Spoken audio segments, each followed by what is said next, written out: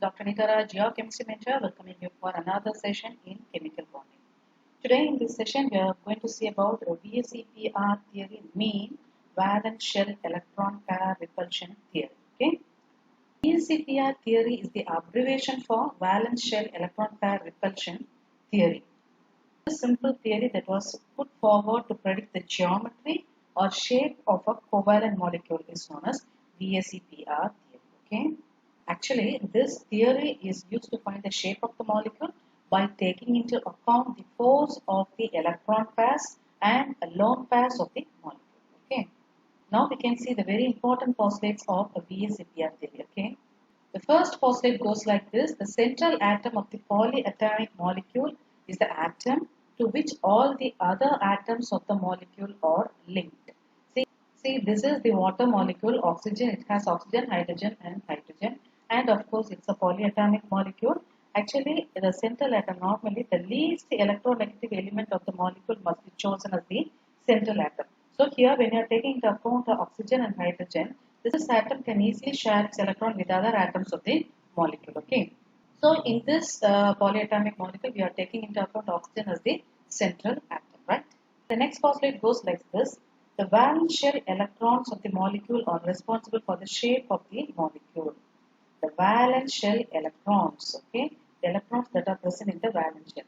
By the way, what do you mean by a valence shell? See here, there is an atom and it has a nucleus at the center and it has a number of shells, okay, around it, depending upon its atomic. So, depending upon the atomic number, the shells will be varying. Here we are having two shells, okay.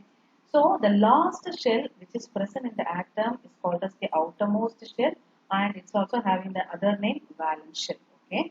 So, this is the valence shell. We are giving much importance to the valence shell. The reason is this atom will be combining with other atom to form a bond in which only those electrons that are present in the valence shell will be involved. Can you understand? This atom will be combining or it will be interacting with other atom to form a bond. Only those electrons which are present in the valence shell, the electrons which are present in the valence shell will be involved in the bond formation. So what do you mean by valence shell electrons? The valence shell electron is the electron on the outermost shell of an atom, and normally it takes part in the chemical reaction. Understood? Now you know the meaning of valence shell and valence shell electrons. Okay, and these electrons which are present in the other shells will not be involved in. Normally they won't get involved in bond formation. Can you understand? Now let us see the third postulate. All the electron pairs in the molecules are arranged in such a way that they minimize the repulsion between the electron pairs of the atom. Can you understand? All the electrons in the molecules are arranged in such a way that they minimize the repulsion. They minimize the repulsion between the electron pairs of the atom. We are going to see the different types of electron pairs that are present in a polyatomic molecule. Okay. Now let us take into account the water molecule. Okay. See here, this is oxygen, okay, and this is hydrogen and hydrogen. Here we have in oxygen two lone pair of electrons. Okay, we have two lone pair of electrons and we have two pairs of bond pair of electrons. Okay, shared electrons. See here, for the formation of this bond, two electrons will be getting involved. Okay, two electrons. Again here also two electrons. So this oxygen has two lone pairs of electrons and two bond pair of electrons. Can you understand? So altogether there are 8 electrons in oxygen. 1, 2, 3, 4, 5, 6, 7, 8. Okay, altogether there are 8 electrons in this. What do you mean by lone pairs? See, lone pairs of the central atom are counted by taking the central atom's outer shell into account. Okay, see, when you are taking into account the central atom's outer shell, we will be getting the lone pairs of electrons. These lone pair of electrons will not be participating in bond formation. Whereas this bond pair of electrons will be getting participated in the bond formation between the oxygen and hydrogen. Here, okay, oxygen and hydrogen. So, the electrons which are present in the valence shell of the central atom are called as the lone pairs, and those electrons which are shared by other atoms to the central atom are called as the bond pairs of electrons. Okay, can you understand? See, actually, when you are taking into consideration the lone pair of electrons, see, these lone pair of electrons are under the control of one atom. this central atom. Whereas this shared pair of electrons or the bond pair of electrons are tied or shared between two atoms, that is between hydrogen and oxygen. This bond pair of electrons are shared between hydrogen and oxygen. Here also hydrogen and oxygen. So they are tightly held up. Since they are held by two atoms, since they are held by two atoms, they are tightly attached to this. Okay, they are tightly. This bond pair of electrons are tightly attached. Whereas the lone pair of electrons are under the influence of one atom, so they are not tightly held. So the lone pair of electrons are delocalized. Okay, they are delocalized. So they are free to move. So these lone pair of electrons are free to move and they can expand their electron cloud. This can expand the electron cloud. See here, this lone pair of electrons are free to move and they are delocalized. So they can expand their cloud. Okay, they can expand their electron cloud. So what happens when they are expanding their electron cloud? They will start to push the hydrogen atoms.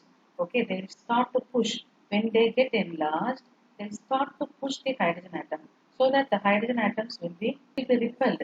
Because this lone pair of electrons, the charge will be same. Whereas here also the bond pair of electrons, the charge will be the same. So automatically repulsion takes place.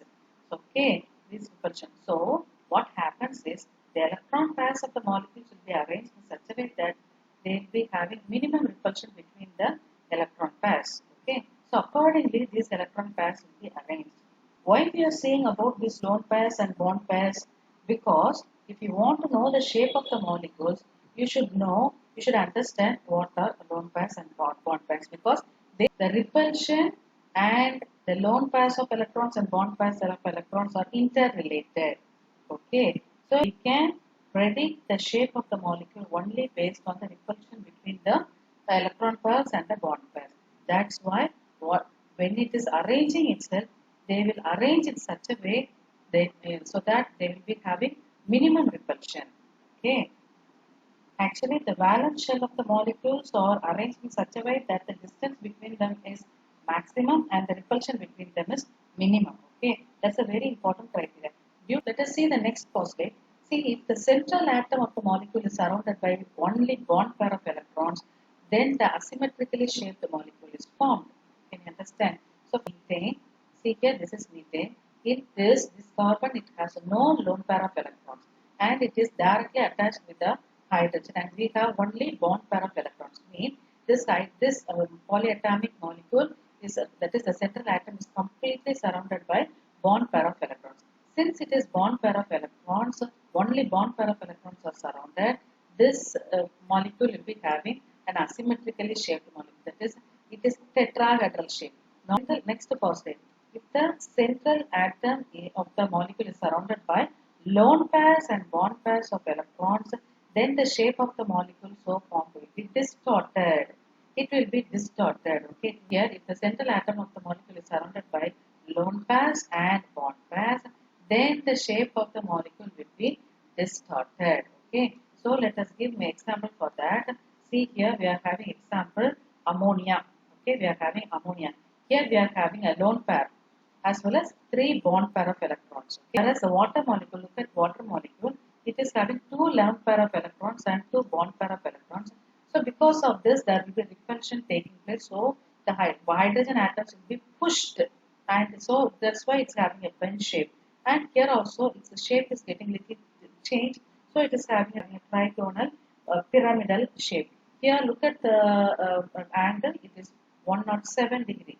Here it is 104 degree 5 minutes. Okay, so it's entirely different. Okay, now we can see here, we can correctly see the reason for the distorted structure of this ammonia. Say due to the presence of lone pair of electrons on the central nitrogen atom, the tetrahedral geometry of this ammonia molecule gets slightly distorted. Okay, in a tetrahedral geometry, the usual bond angle is 109 degree 28 minutes, but in ammonia molecule, the bond angle is 107 degree. This can be explained by VSEPR theory. See, actually, according to this theory, the lone pair repulsion is more than the bond pair repulsion. Can you understand? See, the lone pair repulsion is more when compared to bond pair repulsion. Okay, the lone pair present in the nitrogen atom repels all the NH bond pairs strongly, leading to the shrinkage of the bond angle. Okay, So automatically the bond angle gets reduced to 107 degrees from 109 degree 28 minutes to 107 degree. Here in water molecules we are having two lone pair of electrons on the central atom. So they strongly repel the OH bond pairs. Okay. So they strongly repel the OH bond pairs. Since the lone pair bond pair repulsion is greater than the bond pair repulsion, the normal angle, that is 109 degree 28 minutes of a tetrahedral geometry, decreases to 104 degree, okay, 5 minutes, okay, and has a distorted tetrahedral geometry, or it is having a pen shape, okay, bent or angular geometry, okay, bent or angular geometry. Can you understand? So now let us see the next postulate. The force of repulsion between the lone pair and bond pair and bond pair follows the order. See, the force of repulsion between lone pair is greater than that of lone pair, bond pair, which is greater than bond pair, bond pair. Okay. The reason for this one is this lone pair can expand their electron cloud, whereas not the bond pair. Okay. The bond pair cannot expand. So the repulsive force between the lone pair is greater when compared to bond pair, or lone pair and bond pair. Can you understand? We have seen all the postulates of VSEPR theory. Well, fine students, I hope you might have understood what I have taught today. Let me meet you with another important topic in my next session. Until then, it's Dr. Anita Raj, your chemistry mentor, signing off from you. Thanks for watching.